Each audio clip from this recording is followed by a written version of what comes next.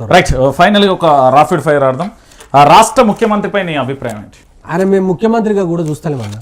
రాష్ట్రంలో అభయహస్తం ఫామ్ పై అది శూన్యము, భస్మాస్తురహస్తం. అది లగచర్ల కావాల్సుకొని చేస్తుంది. గిరిజనులను మొత్తం ఖతం పెట్టాలి తెలంగాణ రాష్ట్రంలో అని చెప్పేసి వాళ్ళు ఆడిన ఆట.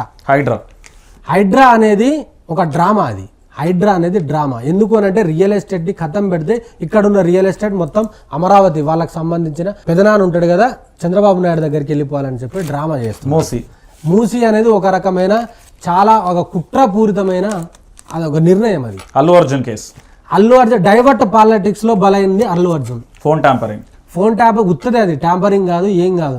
ఎవరైనా సరే నిఘా వర్గాలను వాడుకుంటారు, ఏ ప్రభుత్వమైనా వాడుకుంటుంది. అది ఆ ట్యాంపరింగ్ లేదు, ఏమీ లేదు. దాంట్లో డ్రగ్స్ ఎక్కడున్నది? డ్రగ్స్ అనేది గుర్తదే కేటీఆర్ మీద.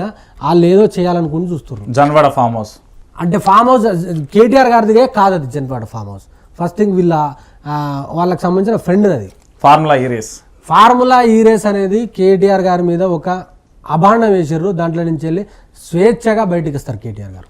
హరీష్ రావు అంటే ఫైర్ బ్రాండ్, ఆయన ట్రబుల్ షూటర్. కేటీఆర్ అనేది ఒక యూనివర్సల్ లీడర్. కవిత ఒక లేడీ సింగర్. కేసీఆర్ అనేది తెలంగాణ అనే దానికి బౌండరీ సెట్ చేసిన ఒక ఆర్కిటెక్ట్. ఆయన రాజేష్ నాయక్ సామాన్య బీఆర్ఎస్ పార్టీ కార్యకర్త. రైట్ ఫైనల్ గా జనాలకు ఏం చెప్తారు? రేపటి రోజున జనాలకు నేను చెప్పేది ఏంటంటే, తెలంగాణ రాష్ట్రంలో ఉన్నటువంటి విద్యార్థులు, మేధావులు, రైతులు, సబ్బండ వర్గాలు, కార్మికులు, కర్షకులు అందరూ ఏకం కావాల్సిన అవసరం ఉన్నది.